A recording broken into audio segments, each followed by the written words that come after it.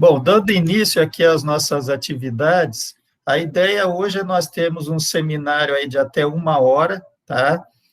No sentido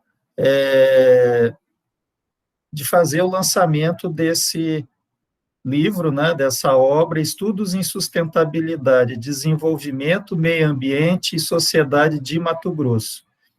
Essa obra ela é produto, né, das atividades de pesquisa realizadas pelo Programa de Pós-Graduação em Gestão e Tecnologia Ambiental, que está sendo apresentada aí ao público em geral, ao corpo discente, docente e aos egressos, hoje no dia 10 de março, às 19 horas. A obra ela foi publicada pela editora Liberars, pelos editores Fransmar Costa Lima e Lauro Fabiano de Souza Carvalho, com revisão técnica de César Lima e a editoração e capa realizadas pela editora Liberars. O livro foi organizado pelos professores Luiz Otávio Baú Macedo, da Universidade Federal de Rondonópolis, pela professora do programa Grace Bernardes de Melo Rezende, da UFMT de Barra dos Garças, pelo professor também do programa, permanente do programa, Domingos Sávio Barbosa, também da UFR, da Universidade Federal de Rondonópolis, e pelo egresso Donatan Diego Pesce, que atualmente é doutorando pelo Programa de Pós-Graduação em Tecnologia Ambientais da Universidade Federal de Mato Grosso do Sul. E o prefácio foi elaborado pelo professor Gesinaldo Ataíde Cândido, da Universidade Federal de Campina Grande. Bom, dando assim uma visão geral dessa obra, o objetivo foi congregar capítulos que sintetizam resultados de pesquisas desenvolvidas no programa, em 4 seções temáticas. A primeira, estudos em áreas rurais e gestão em assentamentos. A segunda, estudos em áreas urbanas e gestão urbana.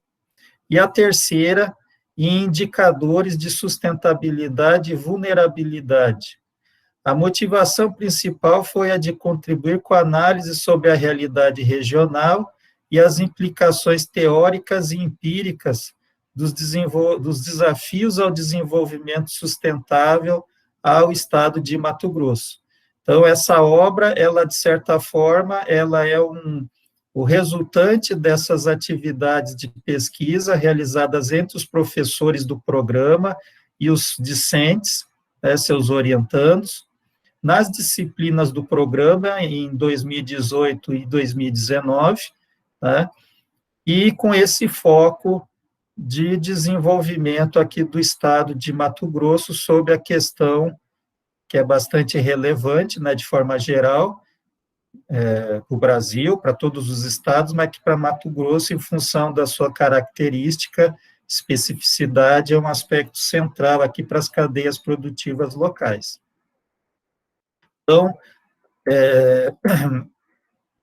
ressaltar que é um resultado de um esforço coletivo que demandou a participação de todos esses organizadores, dos discentes que elaboraram os capítulos, do processo de revisão, do qual eu destaco aí a participação do egresso Donatan, da professora Grace, né, e das atividades do professor Domingos.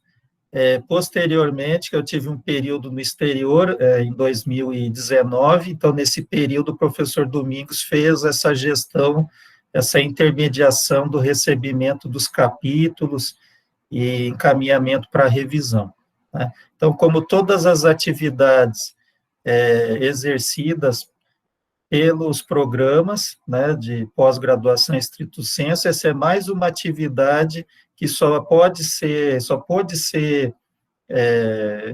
ter chego a um resultado bem sucedido em função desse aspecto do trabalho coletivo, da cooperação, né, da abnegação de todos os envolvidos no programa. E eu destaco que isso é um aspecto importante, inclusive, para a nossa avaliação quadrianual nós terminamos 2020, estamos agora finalizando, né, a coleta da CAPES, a coleta Sucupira, né, para a plataforma Sucupira, com todos esses indicadores do programa.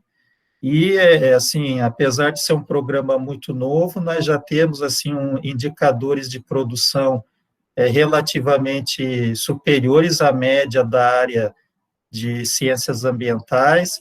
Já tivemos 3 patentes já realizadas por doutores, professores do programa, inclusive com participação e produtos aí das dissertações, né?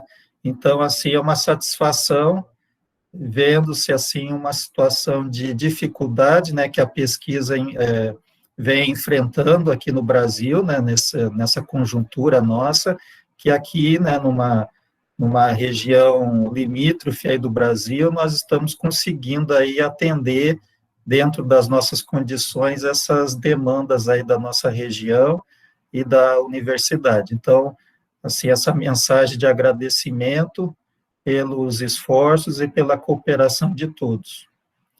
Bom, dando prosseguimento, eu vou passar a palavra ao professor Gesinaldo, que elaborou o prefácio da obra, né. Eu destaco que o professor Gesinaldo já tem um histórico de parceria aí com o programa, desde a época do doutorado interinstitucional, que na época ele era o coordenador acadêmico do programa da Federal de Campina Grande, né.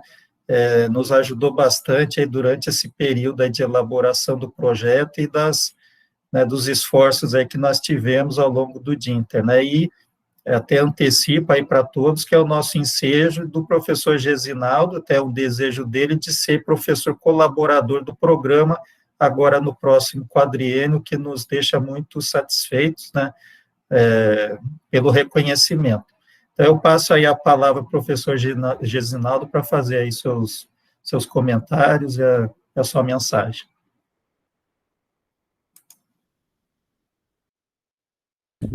Obrigado, Luiz Otávio. Boa noite a todos, a todas, mais uma vez.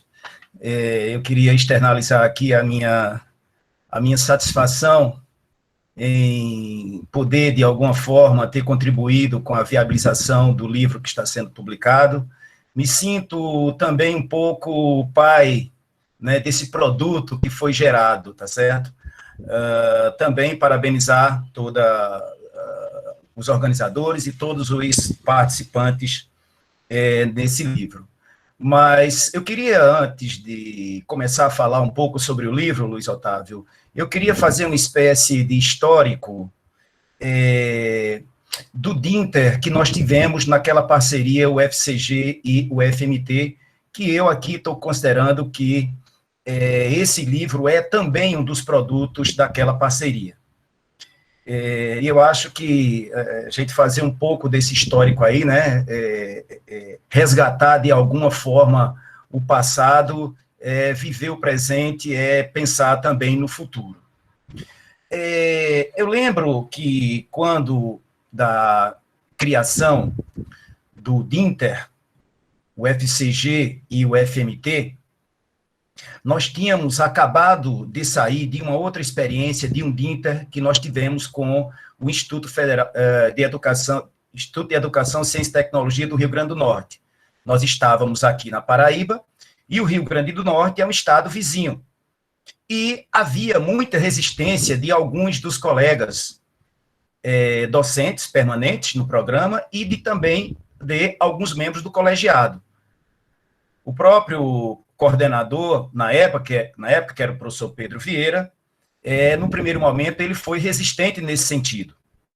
E aí, ao fazer a consulta à CAPES, a CAPES colocava para nós naquela oportunidade, olha, todo programa conceito 5, ele é obrigado a ter esse DINTER. Se ele não tiver esse conceito, se ele não tiver essas parcerias na questão do DINTER, ele pode ser penalizado. E só dessa forma é que o DINTER com o IFRN saiu, tá certo? Bom, havia muitas reclamações dos professores. Era trabalho a mais, eram viagens, eram deslocamentos, não existia qualquer tipo de compensação financeira, etc, etc. Muitas e muitas reclamações. Na época eu era o coordenador, eu era membro do colegiado e fui escolhido para ser o coordenador acadêmico desse DINTER. Muito bem, conseguimos terminar esse DINTER, foi uma experiência exitosa, conseguiu, o IFRN conseguiu encaminhar um pedido de um mestrado profissional, e esse mestrado está rolando até hoje. Mas muitas e muitas reclamações dos professores de um modo geral. E aí surge essa demanda, logo que nós terminamos, surge essa demanda. Não sei se eu já estava na coordenação do programa, Luiz Otávio, e aí eu não sei se eu recebi essa demanda, se foi da pró-reitora de pós-graduação da UFMT, ou se foi do Luiz Otávio, eu sei que chegou essa demanda, e eu estava na coordenação. Bom, eu coloquei isso no colegiado, e o colegiado, mais uma vez, colocou uma série de resistências aí no sentido de viabilizar esse DINTER. Bom, nós viajamos para o Mato Grosso, né? Estivemos lá em Cuiabá, o Luiz Otávio nos recebeu, nós tivemos uma reunião com a coordenadora, e depois da reunião com a coordenadora, no dia seguinte, nós viemos para Rondonópolis, onde tivemos uma reunião com um grupo de professores e alguns professores que eram pretendentes à realização desse doutorado.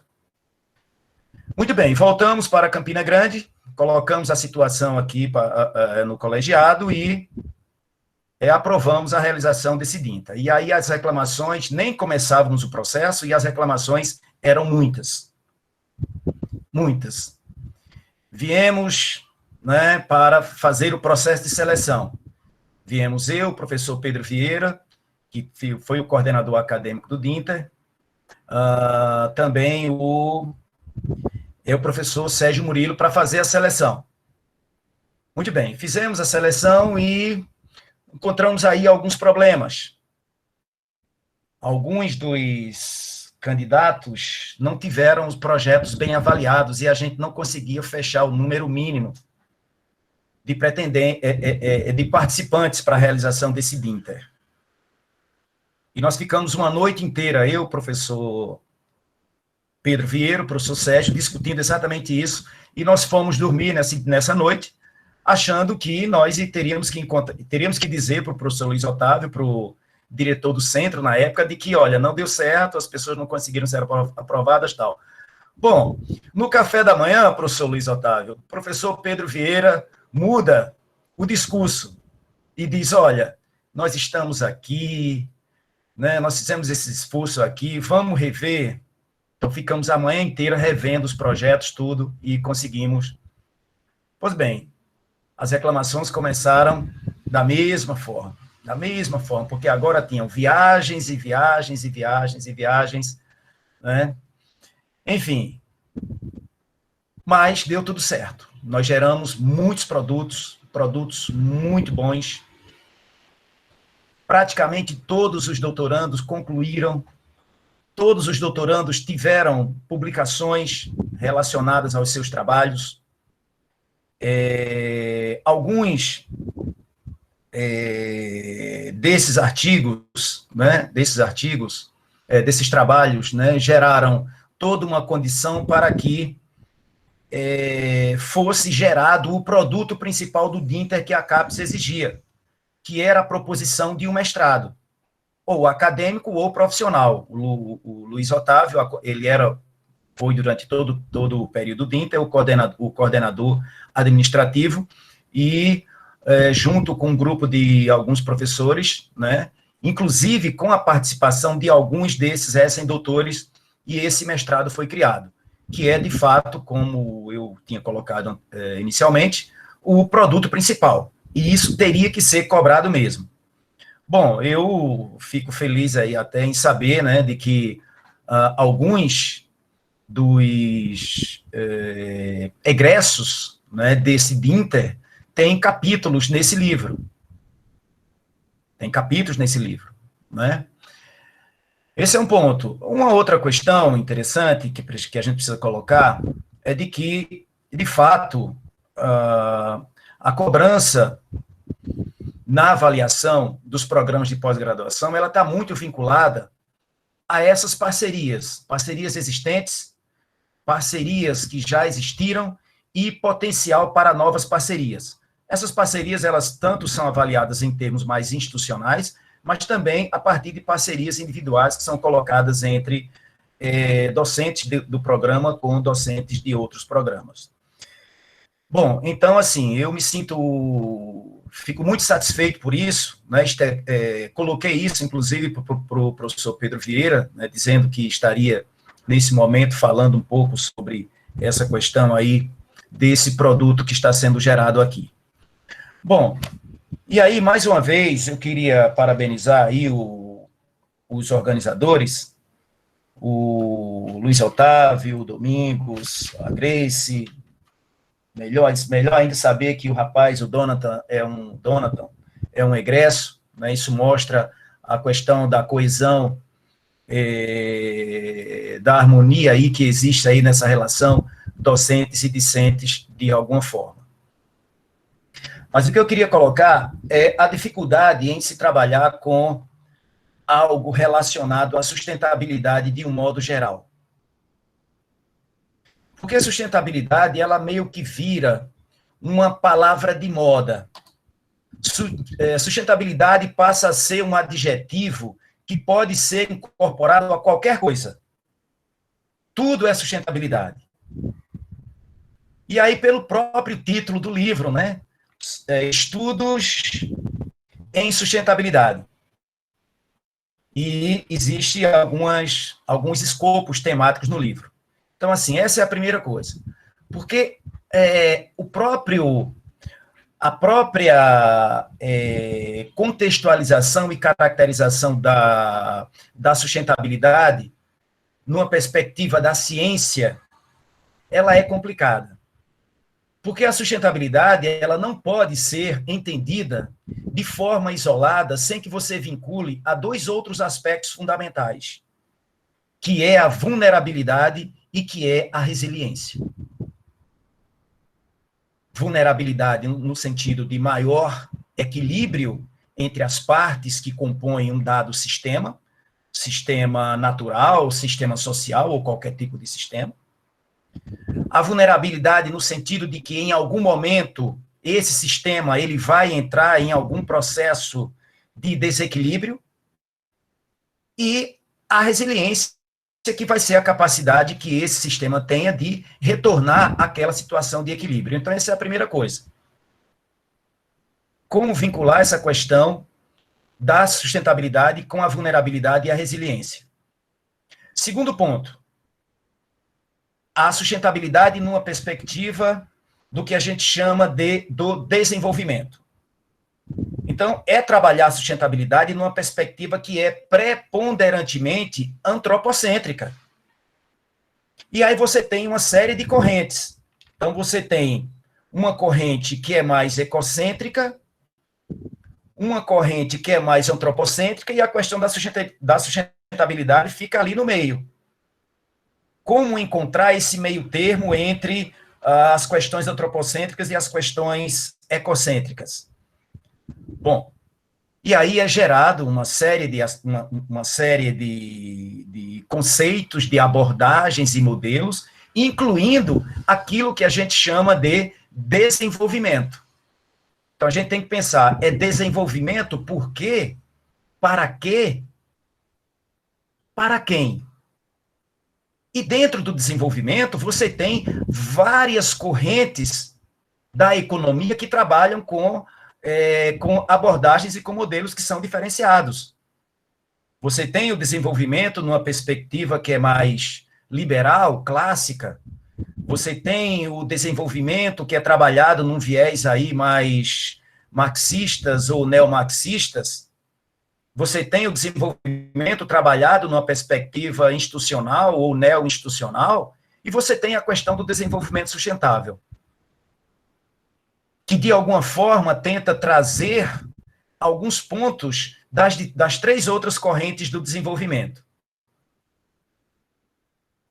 E aí, traz-se uma outra questão. Isso, para a ciência e tecnologia de um modo geral, é algo relativamente novo, onde as questões das dificuldades, das limitações, das contradições, elas ficam muito visíveis a partir de um contexto que é muito mais complexo, que é muito mais dinâmico a partir da segunda metade do século XX. Então, é essa a primeira grande dificuldade.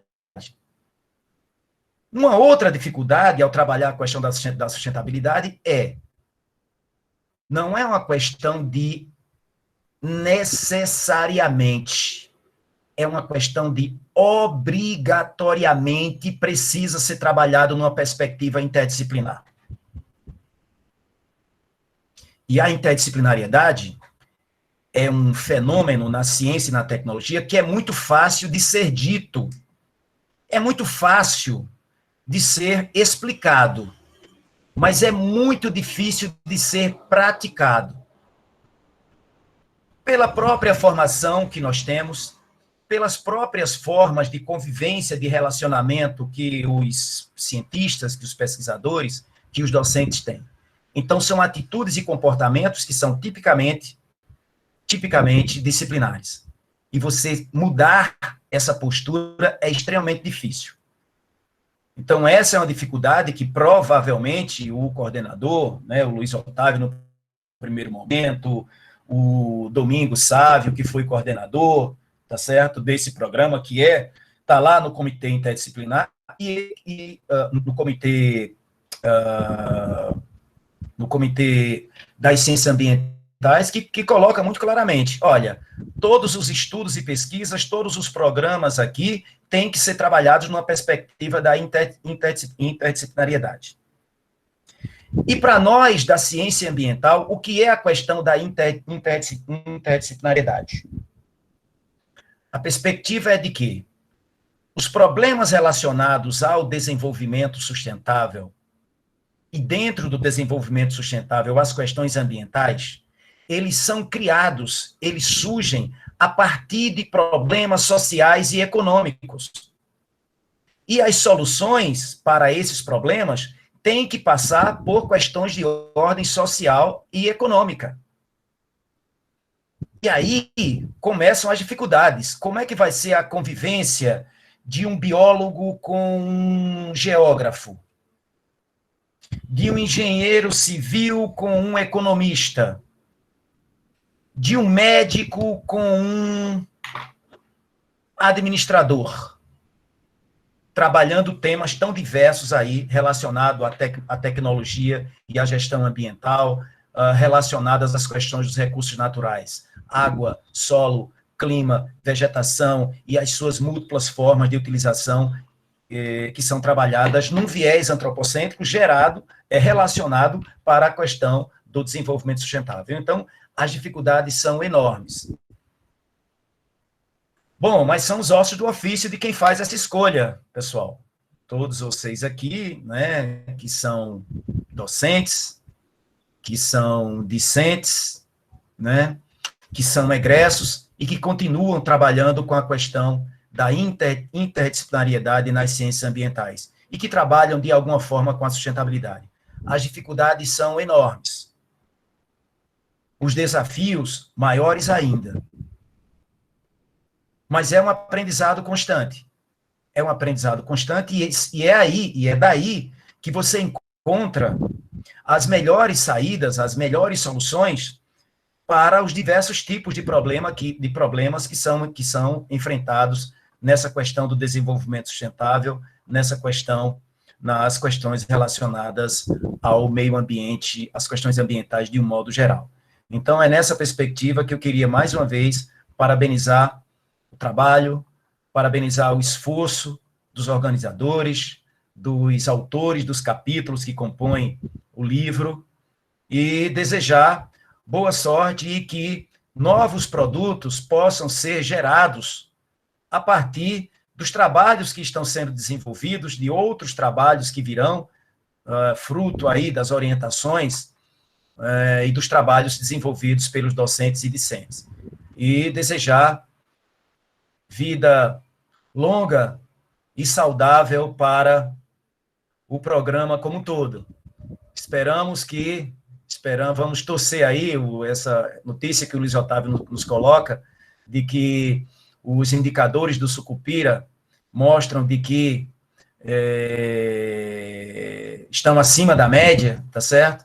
Isso é muito bom, tá certo? Isso, de alguma forma, cria uma condição para que, nesse quadriênio, vocês, né, nós, de alguma forma, possamos estar trabalhando no APCN para a criação aí do doutorado. E na expectativa também de que mais egressos daquele DINTER que eu estou colocando aqui como uma das razões principais aí, né, para a criação desse mestrado, tá certo? Para que seja mais um produto gerado a partir daquele DINTER que nós tivemos e que vocês consigam, de alguma forma, agregar mais docentes, agregar aí, trazer mais discentes aí, que estejam de fato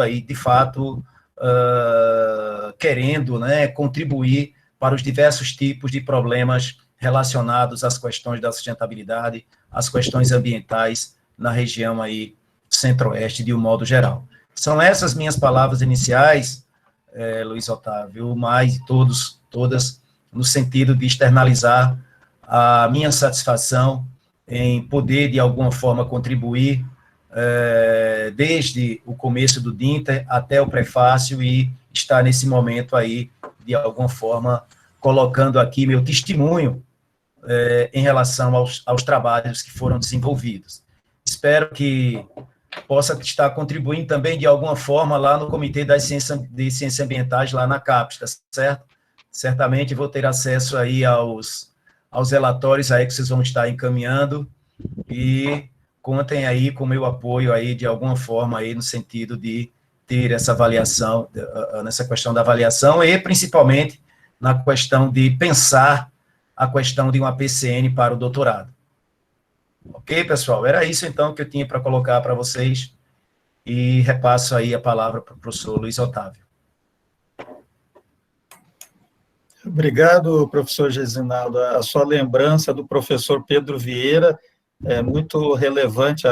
Todo o processo do DINTER foi com a coordenação do DINTER do professor Pedro Vieira, né? Então, teve uma participação muito importante aí para a concretização daquele DINTER.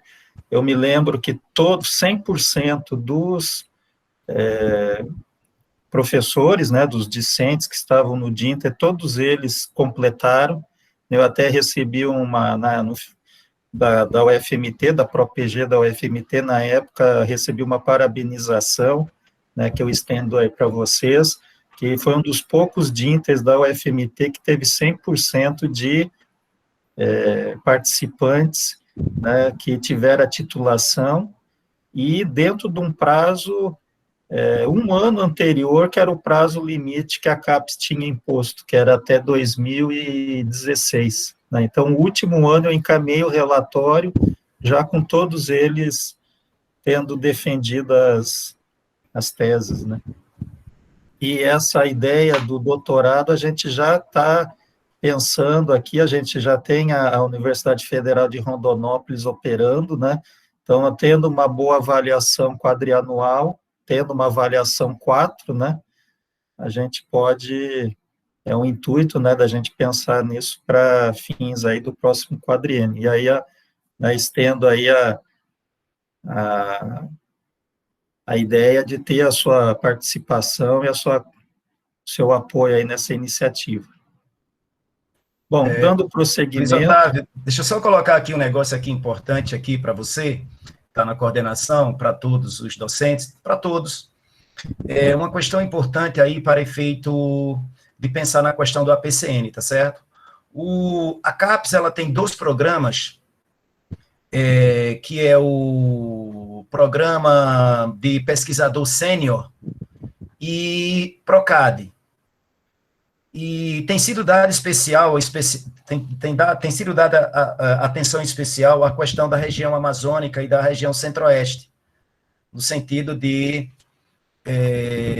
serem publicados editais para trazer professores, pesquisadores sêniores e de PROCAD aí, em parcerias de programas com conceito 5 ou mais, com os programas conceito 3, e eles repassam muitos recursos de custeio de capital aí no Procad, além também de bolsas. Então, é uma opção aí que você poderia pensar nessas questões aí, tá certo?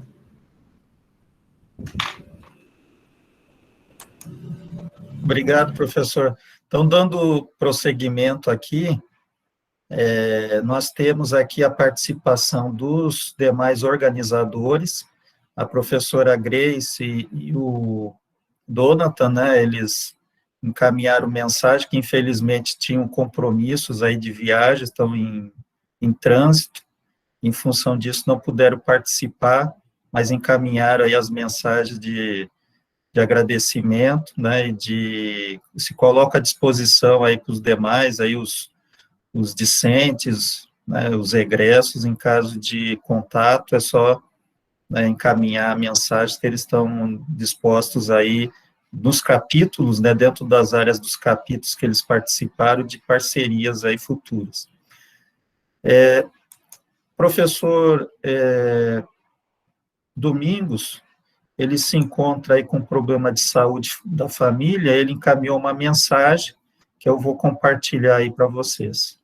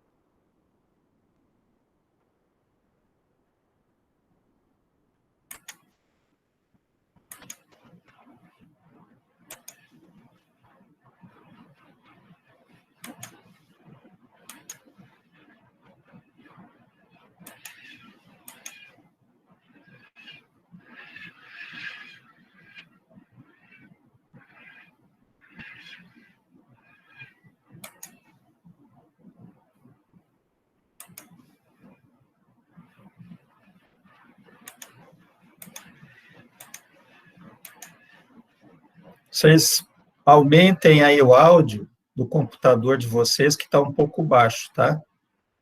Vou dar o play agora.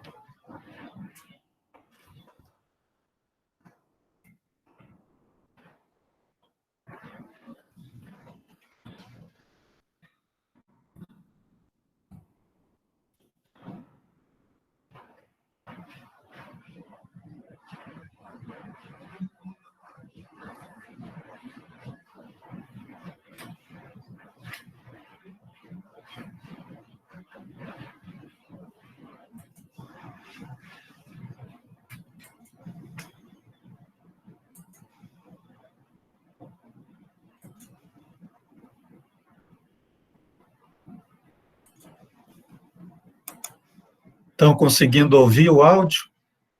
Não?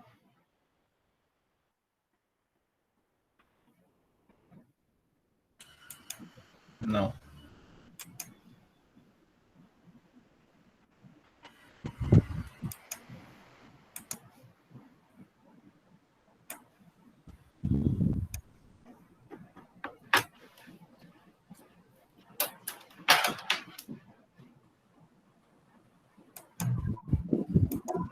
Olá a todos, sejam muito bem-vindos.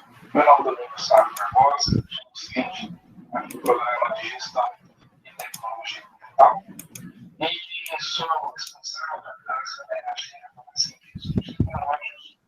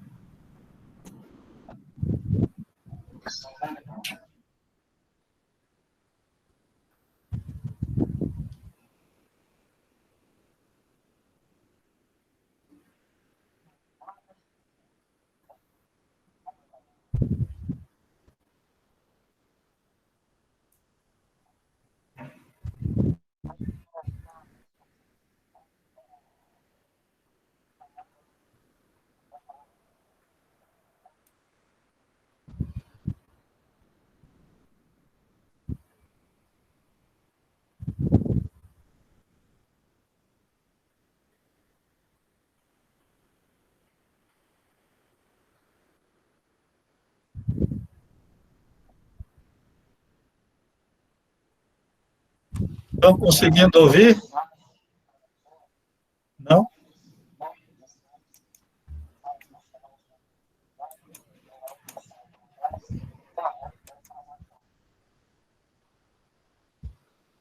Bom, é que está muito baixo o áudio, eu não estou conseguindo aumentar ele. Mas, de qualquer forma, então, vamos passar aí essa parte do áudio do professor. Vamos dar prosseguimento, então.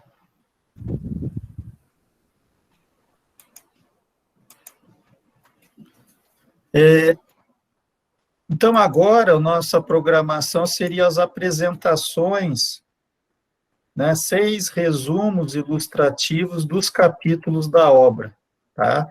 O primeiro será feito aí pelo Lucas Balsan, o título é Diagnóstico Rural Rápido da Sustentabilidade Ambiental no Assentamento 6 de Janeiro, Pedra Preta, Mato Grosso. Os autores são a Mirelle Rodrigues da Costa, o Lucas Balsan, a Monalisa Silva Vasconcelos e o professor José Adolfo Sturza.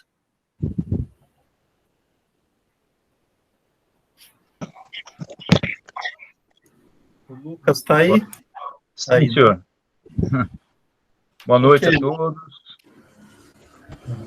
Grato pela confiança, pela atenção de todos aí. Eu vou apresentar brevemente como foi desenvolvido este capítulo, né? Nós começamos escolhendo esse assentamento durante a disciplina do professor José Adolfo, de Agroecologia e Desenvolvimento Rural Sustentável. Gostaria de agradecer a todos aí que colaboraram para escrever esse artigo, né, que se transformou no capítulo do livro. E,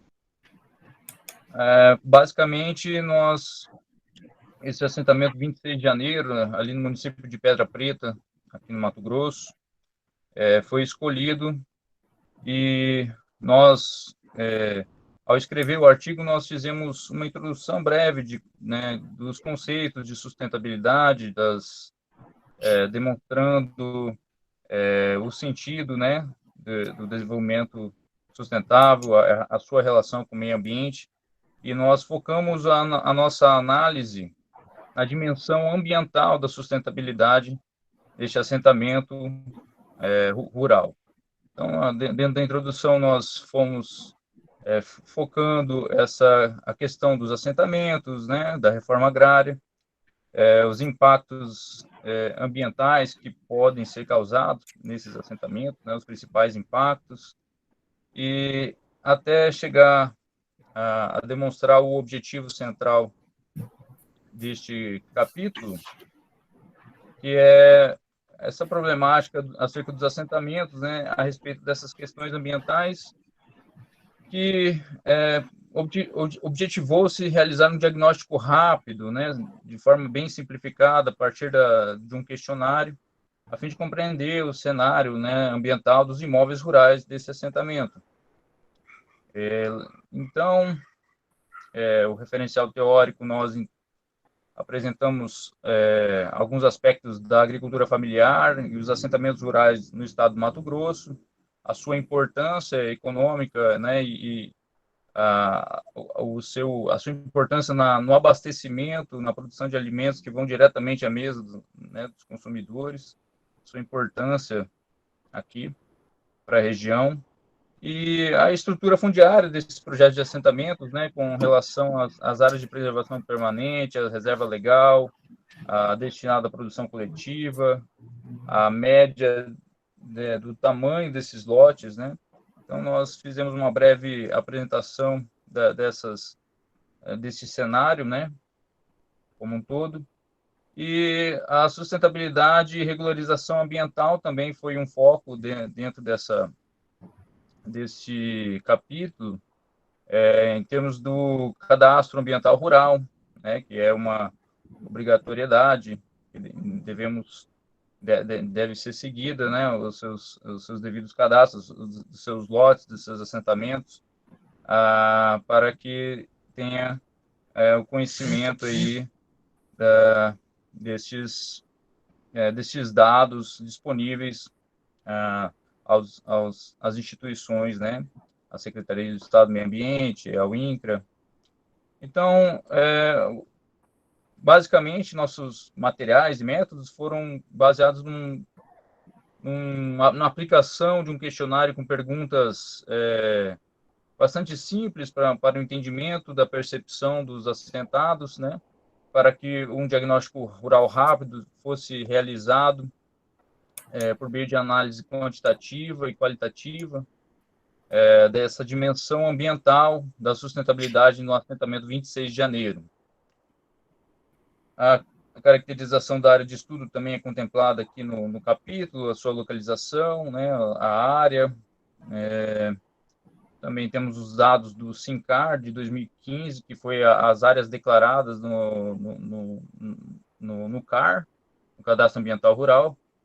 Temos esses dados aqui para caracterizar esse assentamento, que tem em torno de uma área total de 1.840 hectares, 44 hectares. Então, como já disse, o levantamento de dados foi feito através desse questionário e as perguntas relacionadas à dimensão ambiental, né, além de outras perguntas que incluíam esse questionário, que gerou outro capítulo, né, para este livro, né, com base no perfil socioeconômico, produção, renda gerada, dificuldades enfrentadas. Também nós utilizamos a parte do questionário que se relacionava à sustentabilidade ambiental, e foram informações sobre elementos ligados ao saneamento básico rural, a qualidade do solo e uso da terra, a questão dos agrotóxicos, né, seu uso, o tipo de produção e conhecimentos agroecológicos, né, avaliando assim também o conhecimento desses agricultores a respeito de métodos alternativos de agricultura, e o extrativismo, a preservação e a regularização ambiental. Então, basicamente, o questionário foi baseado nesses temas, né, numa análise de caráter exploratório, que revelou alguns elementos básicos, né, sem uma escolha de indicadores ou valoração destes dados, né. Então, a análise descritiva e estatística foi simples, né, de uma forma descritiva, né, e direta, com valores gerando gráficos, com variáveis de porcentagem, né, para cada elemento desses analisados nas nossas entrevistas, sobre a percepção dos próprios assentados. Então, os resultados, né, e a nossa discussão foi basicamente guiada por esses temas, né? O saneamento básico rural foi um dos mais preocupantes, né, dentro do nosso levantamento, e identificou assim uma falta de abastecimento de água para a própria população e também para as produções desses assentados, né? Visto que a região é uma região difícil de se extrair água subterrânea, com poços, tendo que perfurar poços muito profundos, e basicamente um início de bacia onde uma cota de bacia onde as principais fontes de água são córregos pequenos, né, e de uma forma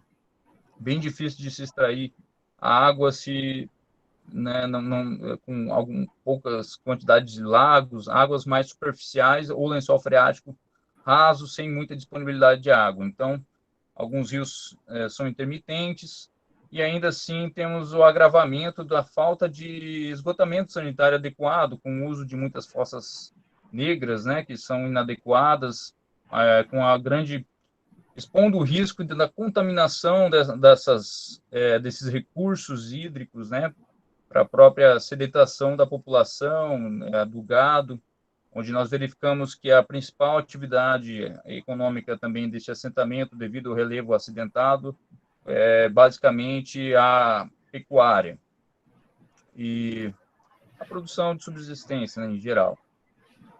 Então, essa problemática do esgotamento sanitário pode também estar, além do pouco recurso hídrico, pode estar prejudicando a qualidade desse pouco recurso hídrico que é inerente aí a esse recurso, inerente a essa posição geográfica desse assentamento. Outro aspecto importante que nós avaliamos dentro do saneamento básico rural são a dificuldade que os assentamentos em gerais têm, e especialmente esse, de tratar seus resíduos sólidos, orgânicos ou inorgânicos, né, devido a uma ausência de coleta. Então, os meios mais utilizados são o próprio enterro, né, ou joga num terreno qualquer, ou pratica a própria queima desses resíduos sólidos, causando poluição, degradação do solo, poluição atmosférica, então contribuindo assim por umas dificuldades, né, na questão da sustentabilidade nesses aspectos da qualidade desses recursos. A qualidade do solo, apesar de não ter uma constância de análises em laboratórios, né, de precisas sobre a qualidade da terra, a percepção dos agricultores ali, eles percebem, em sua grande maioria, que o solo é considerado fértil, né? Mas isso só numa questão empírica mesmo, visual, de como se estabelece a biomassa vegetal no solo.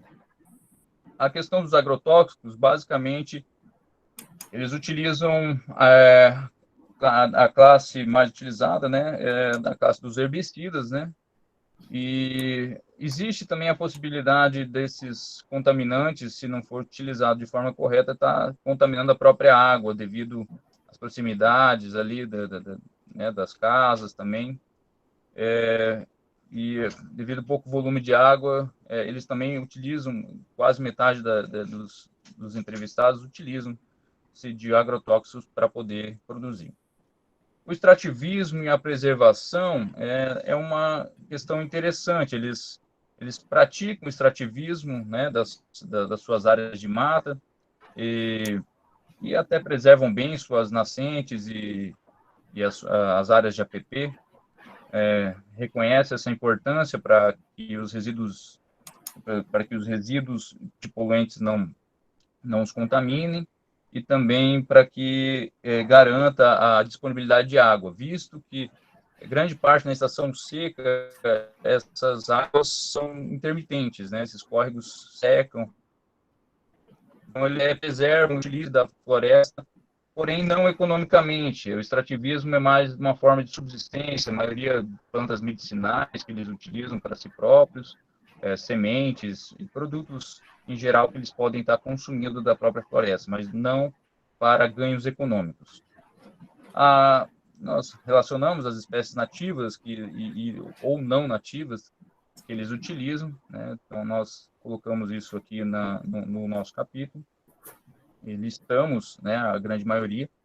É uma forma interessante de se preservar esses recursos vegetais aí na área de assentamento, né? Mais adiante, nós fazemos uma avaliação também sobre as áreas de preservação ambiental. Constatamos que a reserva legal deles são uma área conjunta, então isso é interessante porque diminui a ação do efeito de borda, né, na proteção da fauna e da flora, os efeitos da menor desfragmentação das manchas vegetativas. Isso é interessante. Eles deixam a reserva legal uma área concentrada e não ficam recortando muito as áreas de reserva legal para cada lote. Eles utilizam uma área em comum. Porém, existe falta de alguns corredores ecológicos, né, para a fauna terrestre estar fazendo o fluxo biológico dessas áreas de reserva legal para outros. Algumas propriedades não possuem esses corredores biológicos, essas APPs, nem todas as propriedades possuem córregos, né, e algum tipo de reserva dentro das suas propriedades. Uma questão que eles levantaram é que ocorre desmatamento em 44% dos entrevistados falaram que ocorre algum tipo de desmatamento nas suas propriedades, e isso é uma coisa que é um pouco preocupante, porque a outra etapa é a queimada, né? Eles também fazem esse tipo de atividade para produzir, né? Para abrir novas áreas, e eles estão, né, em desacordo com a questão da sustentabilidade disso, às vezes até por falta de conhecimento, às vezes por falta de também não ter conhecimento de outras formas de agricultura mais sustentáveis, né? Quando foi perguntado se eles sabiam algo sobre a agroecologia, eles não foram muito precisos nos termos utilizados que se correlacionam com essa área da agroecologia e desse universo. Então, é bem possível que a falta de conhecimento também auxilia, né, a falta de apoio também do poder público, de algum tipo de assistência, pode estar causando a manutenção dessas atividades que não são favoráveis à sustentabilidade das propriedades dos assentamentos rurais. Lucas, se puder ir concluindo, que a ideia é uma apresentação sucinta, tá? Então, se você puder ir já para os encaminhamentos, temos os demais também. Já estou no final. Então, de um modo geral, a pesquisa ela revelou bastante satisfatória, né? A gente conseguiu cumprir com o objetivo desse diagnóstico rápido, né? Pontos positivos são aqueles relacionados a 75% dos casos, os proprietários possuem as suas propriedades recebidas do INCRA, eles não foram vendendo suas terras, eles permanecem no lugar, então eles têm uma intenção de cultivar, de estar nessas terras. Outro aspecto positivo é que 81% dos proprietários possuem espécies nativas em suas propriedades, eles conservam isso, e se beneficiam disso, né, do extrativismo. Eles preservam as nascentes, cerca de 75% entende que é importante isso. A fertilidade do solo é constatada pela percepção deles, mas alguns dados apontam negativamente para a sustentabilidade ambiental do assentamento, como o esgotamento sanitário em fossas negras, de 73%, e o manejo adequado dos resíduos sólidos em geral, né, o uso de agrotóxicos, e é isso que nós acabamos, o desmatamento, né, a erosão que também ocorre, e é isso que nós constatamos aí nesse capítulo, aí, nesse diagnóstico rápido, que pode ser replicado para outros trabalhos ou né, profissionalmente, para quem quiser trabalhar com os assentamentos. Obrigado pela atenção e já concluí. Ok, obrigado, Lucas, os demais autores aí da obra, do capítulo. Colocando aí para vocês os discentes da disciplina de seminários, os demais, que ao final das próximas 5 apresentações, que eu peço que sejam sucintas, tá? Nós vamos abrir para comentários e questionamentos, tá? A próxima é referente...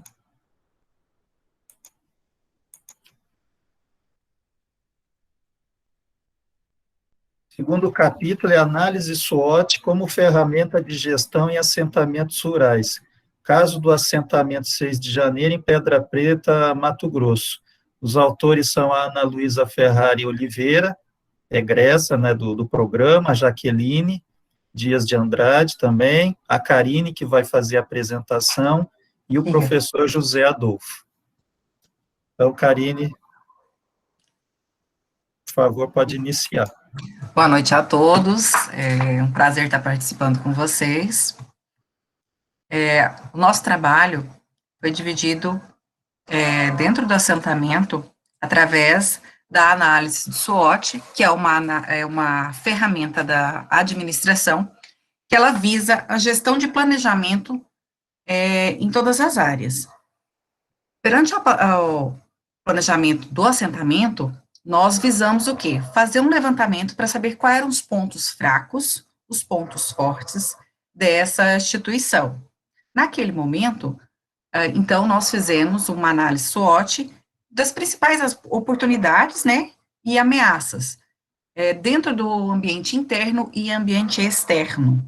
Então, do externo, nós analisamos, então, as forças e as fraquezas, que eram representadas perante a esse assentamento. Então, através dessa análise, nós podemos levantar esses dados e termos, então, um questionamento sobre como funcionaria o capital social do pessoal do assentamento, que era o convívio. O principal dado nosso era o levantamento para saber qual é o capital social entre eles, moradores do assentamento. Então, através disso, a gente conseguiu, então, mobilizar os atores para saber qual que era a definição deles em relação às atividades diárias do assentamento. Dentro dessa agricultura, eles têm uma agricultura familiar sustentável, então eles tiveram que levantar esses dados conforme a nossa pesquisa, dentro de socioeconômico ou até mesmo em relação ao dia a dia deles. Então, nós levantamos um dos principais dados é que a base salarial deles, de um assentamento, de quem vive no assentamento, do chefe de família, fica em torno de 2 salários mínimos. Quer dizer, é uma percentagem muito baixa para quem está dentro de uma sociedade tão vulnerável, né? Então, nós levantamos também a questão da vegetação, como é que eles se faziam para se alimentar, questão de água. Então, através desse levantamento, nós chegamos ao intuito de levantar os pontos fortes, que era, então, o quê? Levando em conta o capital social, a mão de obra, então, um ajuda o outro. A questão da terra era uma questão fraca, porque não tem a terra, mas não tinha água. Então, o companheirismo foi levantado como um dos pontos fortes. A qualidade do pasto também. Posteriormente, nós vimos os pontos fortes em relação, então, ao que a terra podia levantar para aquela população. Então, o principal ponto aqui foi a questão da participação, novamente, a localização, tá? Não tendo incidência de pragas, falta de reforma de pasto, então foi um dos pontos que eles levantaram que apresentava, e que o solo poderia ser um ponto infértil, por se tratar de uma pissarra, e não um local apropriado para plantio. Bom, posteriormente nós levantamos os dados, então, sobre as oportunidades. A questão da oportunidade foi levantado o apoio do sindicato, o cooperativismo, a tranquilidade do local, as vendas do assentamento do comércio próximo, o cultivo da banana, ser dono da própria propriedade e ter o poço para poder se alimentar através da água. E o resfriador, que é o resfriador de leite, que é um dos pontos que estavam lá no local. Bom, levantamos então a ameaça. A principal ameaça, então, que consta é a falta de água. Segundo ponto, a regulamentação da documentação e legalização. Isso é um dos pontos que eles estavam tentando entrar em contato, porque ainda não tinham recebido o documento de posse da área. Outro ponto era a economia e as estradas. Então, eram as ameaças que eles sentiam naquele momento. Posteriormente, a última análise que foi feita do ambiente interno e externo do ambiente, os pontos fortes foram levantados, então, a união, a localização, a escola, que se localiza dentro do assentamento, e o barracão comunitário, que produzia agropecuária, né? A energia é um ponto forte para eles, a terra produtiva, e nesse caso, porque é o tipo de produção que eles tinham, eles produziram mais hortaliça, e a mandioca. Os pontos fracos se destinaram novamente à água, né? E o transporte. Por quê? não havendo um transporte coletivo que passe na região. Posteriormente, é a questão dos médicos, né, que há uma dificuldade de um posto médico próximo. E as oportunidades que eles levantaram, então, foi a questão da cooperativa, o investimento, porque eles conseguiram, então, com o Pronaf, fazer os plantios, mesmo não tendo recebido ainda o documento da terra, mas eles receberam, então, o Pronaf para poder fazer os primeiros incentivos. Essa avaliação, então, fez com que eles plantassem mandioca para poder abrir, então, uma fábrica de mandioca, mas estava estabilizado. A gente não sabe hoje como está a gestão, eu não estou em Rondonópolis, então eu tenho uma certa dificuldade de obter esses dados. E as principais ameaças, então, eram os recursos financeiros, por conta de que eles receberam dinheiro, mas não receberam informação de como deveriam aplicar esse dinheiro dentro das suas terras.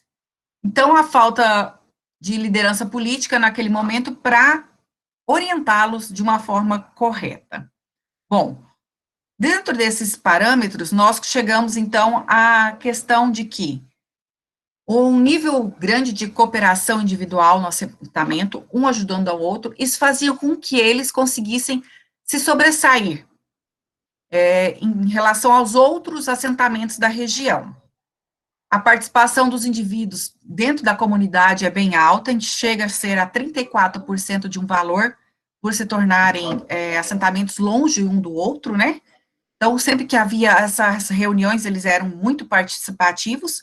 Então, obteve-se o resultado da pesquisa, que há ganhos, há desafios internos e externos desse assentamento, 26 de janeiro, sobre uma organização estratégica, buscando, assim, então, recursos que vão relacionar do campo dessa oportunidade, desenvolver economicamente. Então, eles conseguem se organizar.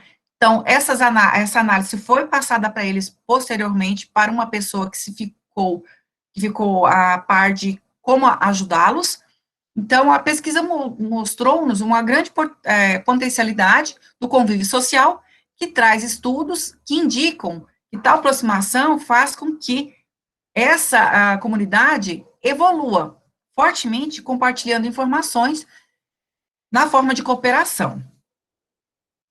Nós utilizamos, mediante um grande contexto sobre cooperativismos dentro desses assentamentos. Então, nós conseguimos ver que há uma grande confiança quando há um cooperativismo dentro dos assentamentos. E é uma reciprocidade em troca da honestidade e fundamentos, principalmente do convívio desses membros em relação aos pontos fortes relacionados nesse assentamento. Visando que é um contexto que a gente tem que lidar principalmente quando se falando de assentamentos, porque são pessoas que já vêm de uma vulnerabilidade muito grande, então eles precisam de ter confiabilidade. E essa confiabilidade, ela é adquirida através do cooperativismo.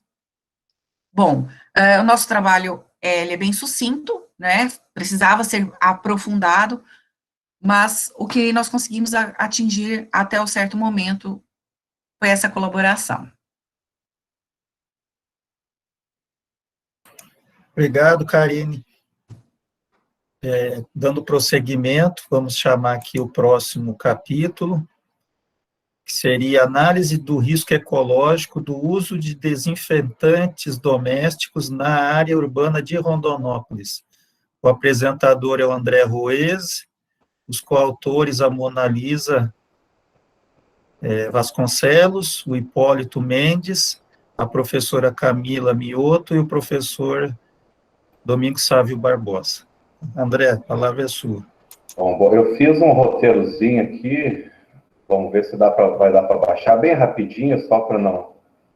Mas estou vendo que não estou conseguindo compartilhar aqui. Se eu não conseguir compartilhar, eu vou explicando. Vamos ver aqui.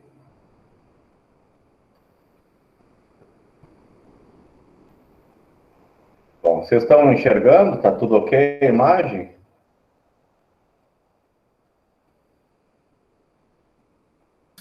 Tá ok. Tá abrindo, então, tá. Está aparecendo, está aparecendo. Então, o professor já apresentou, né, no título do nosso capítulo, Análise do Risco Ecológico do Uso de Desinfetantes Domésticos na Área Urbana de Rondonópolis, né, então seria os inseticidas, né, urbanos mesmo, e aí a gente teve como principal objetivo caracterizar, né, os riscos ecológicos, né, das principais categorias desinfetantes de uso doméstico comercializados no município de Rondonópolis. Então, para isso, a gente pesquisou, né, a gente foi atrás aí da coleta de dados, né, o estudo ele teve uma abordagem qualitativa e também quantitativa, então a gente foi atrás aí de 7 unidades comerciais, né, que são supermercados de médio a grande porte, como amostras, né, no período de maio a junho. Aqui os supermercados aqui é uma rede, né, a rede de Rondonópolis aqui, rede Tropical Supermercados, e aqui a gente constatou, né, alguns resultados, né, e que realmente é vendido, né, muito inseticidas, né, e a gente comparou aqui, então, inseticidas gel, granado, pastilhas, iscas e aerosol. Então, a gente vê também, esse estudo possibilitou aqui que tem uma venda aí, chega até 1.600 unidades, né, de inseticidas vendidos no mês, mas aqui a gente tem uma média, e o gráfico mostra que, por exemplo, aqui janeiro, né, novembro e dezembro, se usa mais, né, inseticidas, isso devido também ao calor, né, épocas de chuva, e aqui a gente vê também que as pastilhas, né, os inseticidas em formato de pastilhas, né, são bastante consumidos, além, né, dos inseticidas líquidos e aerosol, né, que é esse azulzinho aqui, que é muito consumido, então, pela população de Rondonópolis. Então, aqui trouxe um resultado aqui para a gente ver, né, que, por exemplo, aqui só analisando, né, as unidades de aerosol que são dissipadas no meio ambiente, aqui nós analisamos aqui, então, uma média aí de 1.000, 1.200, 800, 400 unidades vendidas no mês, mas que isso aqui, no total de um ano, só de um produto, né, ele tem aí em torno de 4.500 litros, né, de inseticidas urbanos, e esses inseticidas aqui, eles têm princípios ativos, né, que são prejudiciais à saúde, e esses princípios ativos aqui, eles fazem parte de um composto, né, das peritrinas, dos peritróides. Então, aqui, o que é mais jogado, vamos dizer assim, no meio ambiente, né, após a sua dissipação, o uso, né, desse inseticida aqui, é a imiprotrina, e a transfutrina e a cipermitrina, né, que são agentes que fazem parte dos peritróides. Esses agentes, né, a princípio, né, então a gente descobriu que a maioria, né, então desses inseticidas, né, domésticos, urbanos, eles pertencem então à classe dos peritróides, né? Eles possuem classificação de risco 2, ele é altamente tóxico, né?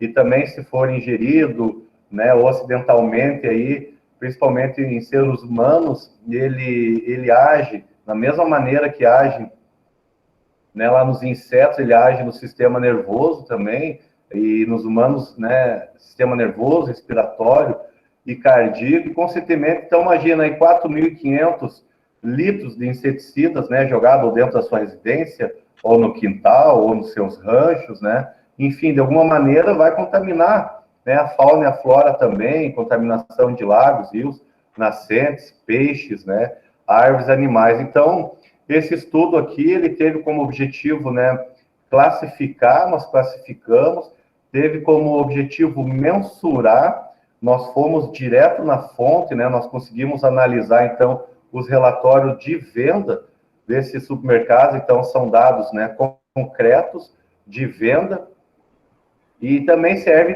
né, como um alerta, né, à comunidade, à sociedade, e que, de alguma maneira, esses inseticidas, eles são, sim, né, altamente tóxicos, né, e causa aí bastante risco, né, humano e na fauna também. Então, rapidamente, essa aí é a minha contribuição de hoje. Quero agradecer, rever os colegas, os professores, e agradecer o empenho do senhor Luiz, do Gesinaldo, por essa obra ter saído, né? E meu muito obrigado. E finalizei, professor. Obrigado, André. Vamos dar prosseguimento agora com o capítulo Análise Crítica da Gestão dos Resíduos da Construção Civil em Rondonópolis. Os autores, a apresentadora é a Mirelle Costa, o Cauê Felipe Pimentel, a Poliana Cardoso Brown e a professora Camila Mioto e o professor Domingos Sávio Barbosa. Mirelle, a palavra é sua. Boa noite, é um prazer estar participando do lançamento desse livro, revendo os colegas, professores, deu saudade, né? Nós contribuímos, né, nesse livro com esse capítulo, que o professor já disse o título.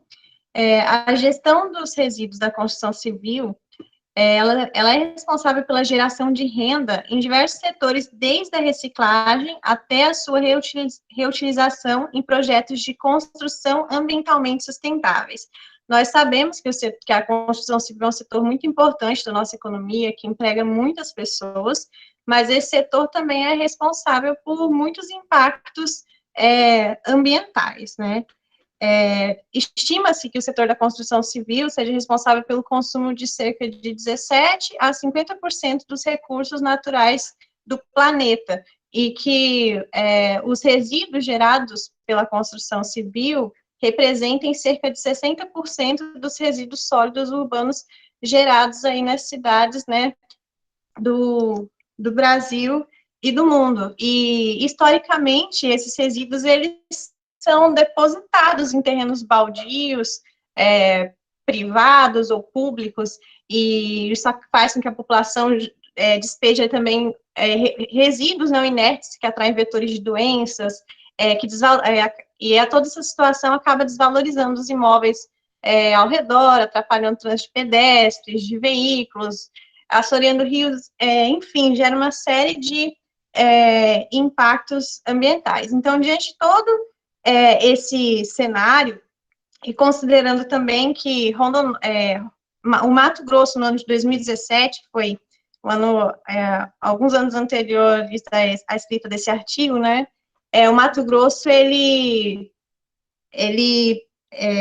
apresentou o maior número de contratações no setor da construção civil em 2017, em abril de 2017, comparando ao mesmo mês do ano anterior, o que representou um crescimento de 879% em postos de trabalho. O município de Rondonópolis foi um dos que mais contribuiu para esse crescimento. Então, considerando todo esse cenário, que a gente realizou esse estudo, que teve por objetivo fazer um diagnóstico da atual situação da gestão dos resíduos da construção civil no município de Rondonópolis. Esse estudo ele teve um caráter descritivo, exploratório. Nós coletamos dados de fontes bibliográficas e documentais, e também de dados espaciais por meio do Google Earth. E, por meio, né, dessa pesquisa, a gente verificou que as leis do município, né, que versam sobre os resíduos da construção civil, elas abordam o assunto de modo pontual, e esse assunto vários aspectos estão difusos, né, em várias leis de forma desarticulada. E no que diz respeito às ações relativas à gestão dos resíduos da construção civil efetivadas pelo Poder Público Municipal, se destaca a criação dos ecopontos, né, que foram estruturas criadas para a população, os pequenos geradores de resíduos colocarem uma quantidade limitada ali, e de forma que não colocassem em locais inapropriados, mas se verificou que essas estruturas carecem de infraestrutura e têm um funcionamento inadequado. E a partir dos dados, né, da pesquisa, dados ali do geoprocessamento, né, das imagens do Google Earth, foi possível estimar que 3,4 milhões de toneladas de resíduos da construção civil foram gerados entre os anos de 2005 e 2017, e sendo projetada a geração de mais de 13,66 milhões de toneladas de resíduos da construção civil até 2027. De modo geral, foi possível concluir que o modelo de gestão dos resíduos da construção civil adotados pelo município é corretivo, ou seja, ele se caracteriza por atividades não preventivas, repetitivas e de alto custo que não atendem à legislação em vigor. É isso. Obrigado, Mirelle. Agora é o capítulo Índice de Vulnerabilidade Socioambiental como ferramenta para a gestão municipal. Estudo de caso em bairros de Rondonópolis. Os autores, o apresentador vai ser o Rafael Oliveira, o Ricardo Nepomuceno, o Donadan Pesce, a professora Camila Mioto e o professor Domingos. Então, Rafael, passo a palavra aí para você. Olá, boa noite a todos. Estão me ouvindo? Ouvindo isso? Maravilha. Bom ver vocês. Faz tempo que a gente não se vê aí, pessoal. Então, eu vou falar rapidamente aqui sobre o meu trabalho, né? Tentar ser... Meu não, né? O meu trabalho que eu vou apresentar, mas que eu fiz em conjunto com o pessoal que o professor acabou de falar. Vou tentar ser o mais sucinto possível, né? Que o professor já falou, é o índice de vulnerabilidade socioambiental como ferramenta para gestão municipal, aqui um estudo de caso aqui nos bairros de Rondonópolis, Mato Grosso. Então, o nosso trabalho, a gente partiu da premissa, né, que uma vulnerabilidade de uma população em um determinado local, ele é dependente tanto das estruturas que tem socioeconômicas, né, do que dá a condição de vida precária para uma determinada população, e também isso relacionado a ambientes deteriorados, né, ambientes que têm baixa infraestrutura e um risco já, predisposto ali daquele local dele estar sofrendo caso aconteça algum tipo de evento assim que não é esperado, né? Por exemplo, aqui no nosso caso, o que a gente mais espera é que seria uma chuva muito intensa que pudesse causar um deslocamento de terra, enxurradas, alagamentos. Então a gente fez baseado nessa premissa, né? Mas ele também poderia ser utilizado para outros riscos, outras catástrofes ambientais que pudesse estar acontecendo. Tá? Então, nesse contexto, o nosso trabalho, o objetivo dele foi desenvolver, né, e tentar validar um indicador que fosse ali composto para predição de vulnerabilidade socioambiental, e no caso a gente aplicou ele sobre 5 microrregiões aqui do município de Rondonópolis, em Mato Grosso. Essa área de estudo, nós levamos em consideração áreas que estavam em expansão aqui na cidade, áreas que têm está tendo uma grande especulação imobiliária onde a cidade está se expandindo atualmente. A gente levou em consideração, para delimitar esse bairro, 5 microbacias de córregos da região, e essas 5 microbacias, elas englobaram 51 bairros. Tá? E no caso, na época que a gente fez esse estudo, né, já se encontrava no zoneamento urbano esses 51 bairros, porém a gente utilizou dados do censo demográfico do IBGE, né, que no caso só tinha o de 2010, ainda não tinha esse de 2020, que já é o mais atualizado, então provavelmente nesse já contém esses bairros novos, né, mas naquele não tinha. Então a gente fez para aqueles bairros que tinha informações, e aí nós interpolamos através de um software GIS, né, de Sistema de Informação Geográfica, essa informação para os bairros que estavam ali circunvizinhos sem informação. E aí a gente dividiu esse trabalho, esse índice, em duas partes. O índice de vulnerabilidade socioambiental, nós dividimos ele em duas partes, que é o índice de vulnerabilidade socioeconômica, tá, que é mais ligado às condições econômicas da família, como que aquela família é formada, qual é a infraestrutura básica que ela tem de saneamento, né, quem são os chefes de família, qual que é a renda familiar, se tem mais crianças, se tem mais idosos. A gente escolheu 14 variáveis do censo demográfico em que, baseado na literatura, a gente viu que ela conseguiria trazer informações relevantes sobre o risco ali, né, a questão dos idosos, que se os idosos, quando acontece alguma situação, uma situação excepcional de risco, de catástrofes, eles são as pessoas mais vulneráveis, as crianças também, as famílias que têm uma renda muito, muito baixa, elas são mais vulneráveis. Então a gente baseou nisso e pegamos ali 4 esferas, né? A condição da família, a condição econômica, a condição do chefe de família e a condição da infraestrutura. E montamos esse índice de vulnerabilidade socioeconômica. E aí nós fizemos um outro índice, que é o de vulnerabilidade ambiental. Então a gente considerou a declividade do local, juntamente com a quantidade de vegetação que possuía ali, né? Existe uma relação entre a declividade e a vegetação, a proteção do solo, de quanto isso está exposto ao risco.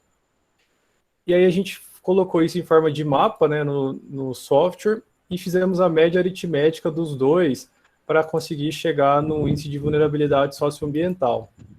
Tá? Eu estou falando meio rápido por cima, mas é muito dado que tem lá no livro. Vocês podem lá conferir. Desse índice, né, nós categorizamos esse índice em escalas de classificação, de muito baixa vulnerabilidade até muito alta vulnerabilidade. No caso, nós não tivemos, a nossa vulnerabilidade mais alta foi de média, tá? E aí a gente percebeu que, apesar desse índice ele ter ficado baixo, existiam fatores ali dentro que indicavam que, mesmo ele não sendo tão alto assim, ele precisaria sim, ele já indicaria que medidas precisam ser tomadas quanto ao poder público junto a essa população, né, para evitar já futuros e potenciais riscos ecológicos, riscos ambientais que essa população está exposta. E eu acho que é isso, porque se eu for ficar falando um monte aqui, ninguém vai entender nada, porque é muita informação, mas eu tentei ser a forma mais concisa possível, né, que esse índice ele serviu para estar mostrando, tá trazendo essa informação e tá mostrando essa vulnerabilidade que esse pessoal pode estar exposto ali. Obrigado. Obrigado, Rafael. E agora, terminando a apresentação do capítulo Caracterização do Desenvolvimento de Rondonópolis, sobre uma análise da perspectiva econômica e do Índice de Desenvolvimento Sustentável para Municípios, IDSM. Os autores são o Rodrigo Belin, o Ricardo Nepomuceno, que vai fazer a apresentação, e o professor Luiz Otávio. Ricardo, passo aí a palavra para você. Olá, boa noite, estão me ouvindo? Todos, ok. Primeiramente, muito obrigado a todos, né? Principalmente por essa oportunidade da gente estar tendo de apresentar os nossos trabalhos. Então, sobre especificamente esse trabalho, nosso objetivo foi caracterizar o desenvolvimento sustentável de Rondonópolis a partir de um índice, que é o Índice de Desenvolvimento Sustentável, e também através de informações de dados econômicos a partir de uma carta de conjuntura. Nesse trabalho, nós destacamos, né, informações a respeito do referencial bibliográfico, sobre sustentabilidade, sobre a importância e o desenvolvimento sustentável regional, e também informações específicas referentes ao município de Rondonópolis, né? Então, esse trabalho, nós fizemos essa avaliação a partir do período de 2010 a 2018, e como carro-chefe desse nosso trabalho, nós utilizamos inicialmente informações do Índice de Desenvolvimento Sustentável, né, onde nós, através de coleta dos dados relacionados aos institutos de pesquisas e órgãos governamentais, né, através da rede, a rede mundial de computadores, né, onde nós acessamos, por exemplo, dados do Instituto Brasileiro de Geografia e Estatística, o IBGE, Caixa Econômica Federal, dados da Secretaria de Comércio Exterior, e dentre outros vários órgãos com informações disponíveis, informações públicas disponíveis, para extrairmos 44 variáveis que representavam indicadores de sustentabilidade. Essas 44 variáveis, então, eram distribuídas em 6 dimensões, né? Uma dimensão social, a dimensão demográfica, dimensão econômica, dimensão político-institucional, uma dimensão ambiental e também uma dimensão cultural.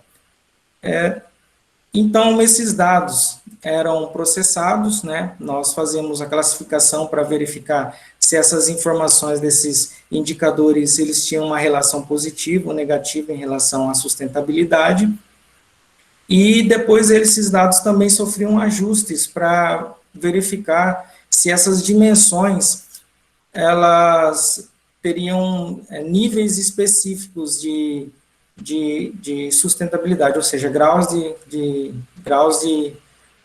sustentabilidade. Então, esses níveis eram tidos como crítico, alerta, aceitável e ideal para o município de Rondonópolis.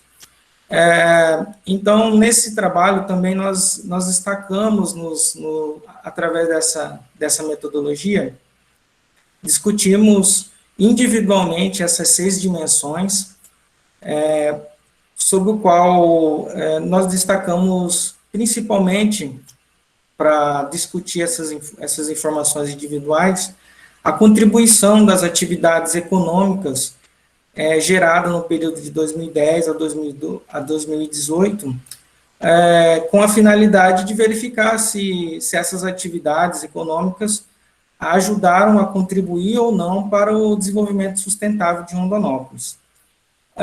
Então, a partir dessas informações que nós adquirimos, nós, de uma forma conclusiva, caracterizamos os principais pontos de melhoria para o desenvolvimento sustentável através desse índice, para o poder público, né, para os órgãos de poder público do município, para os gestores públicos, né, e com a finalidade de promover políticas públicas. Então, basicamente, esse trabalho que nós desenvolvemos está sendo caracterizado assim, de forma bem simples, mas lá tem muito mais informações. Recomendo aos ouvintes aqui, para tentar obter mais informações a respeito desse nosso trabalho, recorrer à leitura desse capítulo, que é bastante interessante, onde podemos propor aos gestores públicos, né, a tomada de medidas para melhorar o desenvolvimento sustentável no município, e bem como acompanhar esse desenvolvimento sustentável no município. Então, é isso. Obrigado, Ricardo. Então, nós terminamos agora a apresentação, né, desse conjunto aí de capítulos ilustrativos, né, existem vários outros, né, a obra tem um montante maior de conteúdo do que esse. Eu informo, né, que esse livro, ele está disponível para download lá no site do PPGTA, no formato de e-book, tá? Então, quem tiver interesse, aí os discentes do programa, ou outros participantes externos aí, se quiserem uma cópia desse livro, é só entrar no site do programa e fazer o download, tá? Eu vou abrir agora para comentários, aí quem quiser colocar no chat aí uma pergunta, algum comentário, ou se quiser falar viva voz, é só se identificar e fazer o comentário ou a pergunta. Luiz Otávio, eu queria me inscrever, vou tentar ser breve aqui, eu queria fazer um comentário acerca de cada um dos trabalhos aqui que foram apresentados.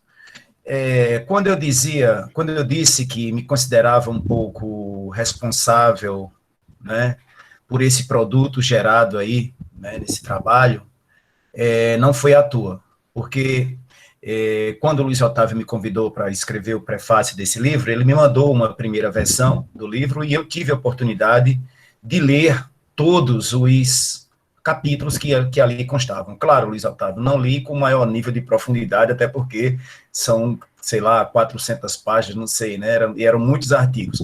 Mas, de um modo geral, deu para ter uma noção geral do trabalho como um todo. Bom, dos 5 trabalhos aqui apresentados, eu queria colocar aqui um aspecto para vocês, pelo que está colocado aqui, a maioria dos trabalhos aqui são trabalhos decorrentes das dissertações que foram desenvolvidas no programa. E assim, a dissertação e o mestrado, ele tem uma característica muito específica. A primeira é de que o mestrado é uma espécie de ritual de passagem na formação do pesquisador. Então, o pesquisador, ele se forma efetivamente quando ele vai para o doutorado. No tempo em que você vai ter um tempo muito maior para estudar o teu fenômeno, as tuas abordagens teóricas, metodológicas, empíricas, que foram iniciadas aí no mestrado. Esse é o primeiro ponto. E o segundo ponto é que um trabalho em nível de mestrado, ele tem como um de seus principais critérios de avaliação a sua possibilidade de continuidade. Pois bem, e aí eu vendo aqui os trabalhos que foram apresentados, e aí eu vou tentar comentar aqui, cada um de alguma forma fazendo a vinculação. Em relação ao trabalho do Lucas, que estuda do Lucas e também o da Karine, tá certo? Que basicamente trabalham a questão de atividade tradicional, agricultura tradicional, na questão dos assentamentos. E aí eu lembrei um pouco, quando da apresentação aqui, eu estava vendo aqui uma versão que eu tinha, Luiz Otávio, eu não sei se essa versão que você mandou já era a versão definitiva, tá? Mas eu vou baixar aí o PDF, tá? Então a gente encontra o seguinte, é impressionante como os resultados que nós encontramos em pesquisas relacionadas aí à questão da agricultura familiar no Brasil, inclusive aqui no Nordeste, inclusive aqui no semiárido, é muito parecido com os resultados que vocês encontram, que são encontrados aí na região Centro-Oeste. Ou seja, a agricultura familiar e nos assentamentos rurais, eles são meio que homogêneos, padronizados no Brasil. Agora, a sugestão que eu daria para o Lucas e para a Karine, em especial, né, para vocês dois, e é claro que para todos os autores dos artigos, tentem trabalhar com um conceito chamado indicadores de sustentabilidade na agricultura. Existem indicadores de sustentabilidade que são específicos para a agricultura familiar. O MESMES, por exemplo, é uma ferramenta que nós já fizemos várias aplicações aqui no Nordeste, mas também tem muitas aplicações na região Sul, no oeste de Santa Catarina e na área mais central do Rio Grande do Sul. MESMES. Então, ele vai dar mais consistência teórica e metodológica para os estudos que vocês possam estar fazendo. O trabalho da Karine, ele tem uma questão extremamente importante que poderia ter sido mais explorado. Mas isso pode ser mais explorado num trabalho futuro, que é ela trazer essa questão da análise SWOT, que é uma coisa mais específica da administração estratégica, tá certo? Mas é o fato de vocês terem trazido, Karine, a questão do capital social. E a questão do capital social é fundamental, porque se você tem maior ou melhor nível de capital social, todas as políticas públicas ou todas as ações estratégicas que possam ser postas em prática dentro de uma cooperativa, elas têm um potencial maior de êxito. Então, se trabalhar essa questão, se você consegue, Karine, explorar mais essa questão do capital social dentro desse assentamento e nessa cooperativa, ou nas cooperativas ou associações que possam existir, ele daria uma robustez muito grande. Claro que para efeito da dissertação, sem problema, mas se você quiser aprofundar isso, seria fundamental se trabalhar essas questões, tá? Em relação ao trabalho do André, tá certo? Que de alguma forma trabalha a questão dos riscos ambientais. Então, se trabalhar a questão dos riscos ambientais nos espaços urbanos, ela tem uma vinculação muito forte com a sustentabilidade urbana. Então, você pode encontrar aí, fica muito claro aí na tua apresentação, não lembro, André, do teu trabalho como um todo, mas eu posso fazer uma leitura depois, tá certo? Que seria a escolha de determinados tipos de indicadores vinculados a riscos que existem nas cidades e até que ponto isso pode ser, qual é o nível de preponderância disso. E aí, a sugestão que eu daria para você, André, e essa sugestão aí vai também aí para o Ricardo, que trabalhou aí com o IDSM. O IDSM tem, de alguma forma, é algo que foi desenvolvido aí por mim, por uma orientanda minha, e que tem várias aplicações no Brasil, também no exterior, tá certo? Mas tem duas coisas fundamentais no IDSM, e é uma grande dificuldade que nós temos, para quem vai trabalhar com indicadores de um modo geral, Ricardo, André, e também o Rafael, que é se trabalhar com dados quentes. E o que são dados quentes? Dados quentes são dados atualizados e disponíveis. Atuais, disponíveis.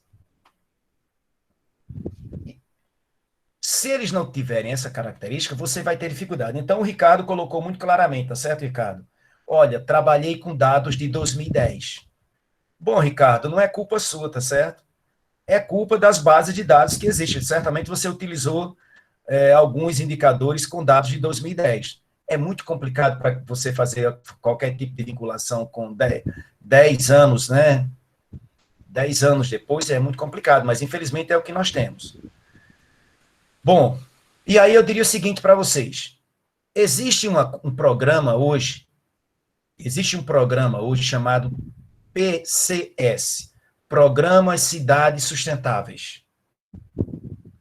Então, uma recomendação que eu daria para o André, para o Rafael, conheçam esse programa. Esse programa Cidades Sustentáveis foi desenvolvido pelo Banco Mundial e eles criaram um conjunto de 253 indicadores de sustentabilidade urbana, e esse conjunto de indicadores podem ser adaptados para a realidade de qualquer município. Você que vai fazer a escolha desses dados. Então, esqueça um pouco aquilo que existia, Ricardo, do IDS Brasil, lá do IBGE. Esquece. Esse é um ponto. E o outro ponto também aí, Ricardo, André, e também para o Rafael, tá certo? Existem os indicadores de sustentabilidade vinculados aos 17 ODS. Então, você vai encontrar os 17 ODS, você vai encontrar as dimensões e você vai encontrar os indicadores. Cada um desses indicadores vinculados a esses 17 Objetivos do Desenvolvimento Sustentável. Bom, o programa Cidades Sustentáveis, pessoal, ele já faz isso para a gente. E o IBGE está fazendo exatamente o seguinte, para resolver esse problema de dados quentes. Lá no site do IBGE você tem dados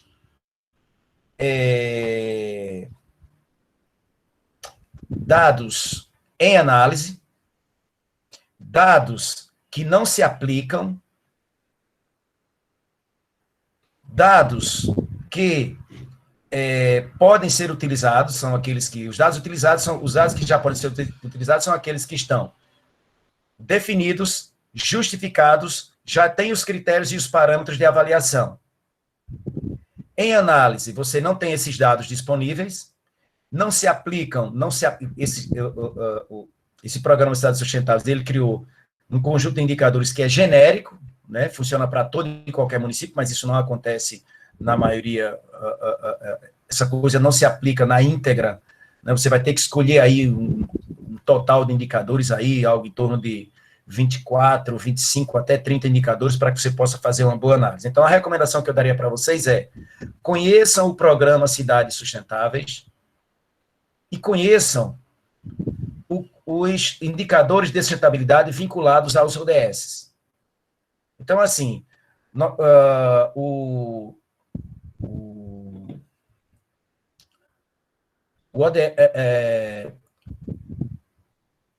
os ODS foram criados em 2015, o programa Cidades Sustentáveis em 2017. Então, pessoal, esqueçam o que existe em termos de indicadores de sustentabilidade urbana, mesmo a questão de vulnerabilidade social e ambiental em espaços urbanos, o que existe antes de 2017. Em termos de dados disponíveis, claro que a base teórica, conceitual, metodológica, ela continua, mas em termos de indicadores, tá certo? É preciso se trabalhar nessa perspectiva. E a questão do Rafael, tá certo? Eu não me lembro do trabalho do Rafael, mas provavelmente o Rafael deve ter utilizado uma metodologia que foi criada aí por uma doutoranda, hoje é pesquisador, hoje é professora no programa de pós-graduação aí na arquitetura, que é a Mônica, tá certo?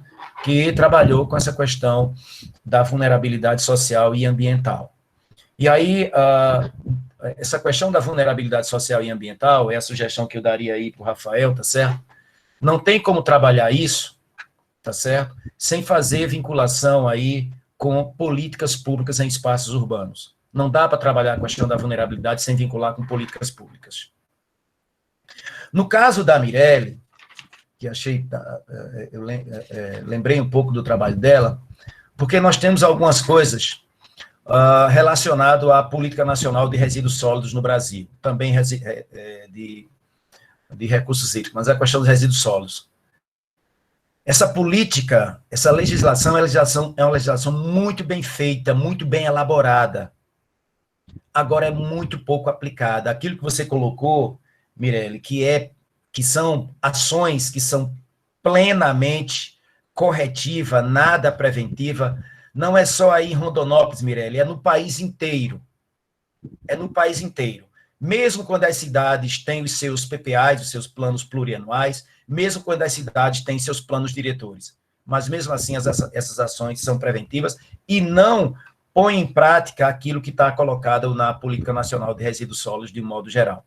Mas a sugestão que eu daria para você, Mirelle, era ler um pouco mais, conhecer uma coisa chamada economia circular, que trabalha com todo um conjunto de abordagem teórica e, sobretudo, metodológica de reutilização, de reaproveitamento, inclusive os resíduos da construção civil. Então, trabalhar essa questão da economia circular, no teu caso, saindo dessa questão da legislação, porque para onde você for para fazer um estudo como esse, você vai encontrar resultados que são os mesmos. Agora, que soluções se teria para algo que você, como você colocou, 60% dos resíduos sólidos aí em Rondonópolis é decorrente da construção civil? Tá bom, e o que fazer com esses 60%? Então, a solução poderia ser através dos conceitos, abordagens e modelos da economia circular. Conhece um pouco sobre isso, que provavelmente pode gerar bons encaminhamentos para a realização de novos estudos, novas pesquisas. Parabéns, pessoal, pelo trabalho e dentro desses 2 critérios que eu estou colocando para vocês, tá? Um mestrado, ele é bem avaliado quando ele tem maiores possibilidades da sua continuação, considerando que o mestrado é uma espécie de ritual de passagem, como eu disse para vocês. Tá certo? Ok, Luiz Otávio? Obrigado. Obrigado, professor Gesinaldo. Eu destaco também aí para os discentes que essas ideias, nessas observações, né, isso aí pode ser objeto aí dos artigos das disciplinas, né? A gente tem uma disciplina, né, a nossa disciplina, mas tem outras disciplinas esse semestre que os próprios discentes, na maior parte das disciplinas, escrevem artigos, e essas observações aí do professor Gesinaldo, esses indicadores mais recentes e essas fontes de dados, acho que são bastante úteis aí para todos, né? Alguém gostaria de fazer algum comentário aí dos citados? A Mirelle, o Lucas, Rafael, Ricardo. Ok. Se alguém quiser. Professor, Pois só não, Mirelle. agradecer mesmo as sugestões do professor Gesinaldo, contribuíram bastante, e a gente vai levar para todo o trabalho que a gente for fazer, seja artigo, seja uma futura tese, e eu agradeço, muito produtivo apresentar o trabalho e ter esse retorno de uma pessoa altamente qualificada. Da minha parte Obrigado. também, professora, eu queria só agradecer, professor Reginaldo, professor Luiz Otávio, mesmo não estando mais no PPGA, eu acho que é uma oportunidade, porque falar sobre a questão de capital social não é uma coisa a se falada, as pessoas não costumam procurar pesquisar sobre esse assunto, então eu acho que é uma questão bem importante que o professor se levantou os dados, né, então eu acho que futuramente, sim, mas depois que terminar o doutorado a gente pode pensar no assunto, mas muito obrigada, professor. Você já está no doutorado, Karine? Sim, eu estou no doutorado em Geografia na UFR, na UFJ, em Jataí, aqui do lado da minha cidade. Já tá 1 ano no doutorado. Com um projeto que eu desenvolvi no PPGTA, né? Lembrando, com o professor Normandes, eu entrei com um projeto, uma matéria só, não foi minha dissertação, mas foi a base para mim entrar no doutorado. Legal, muito bom. Ok, prezados, se não tiverem mais nenhum comentário, a gente pode encerrar, tá? Eu pediria para todos abrirem aí a câmera para a gente tirar um print.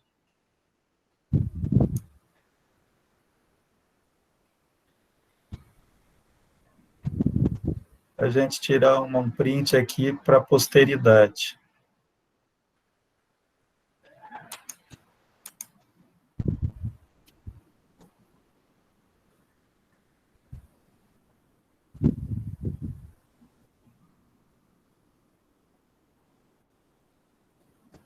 Ok, tirado.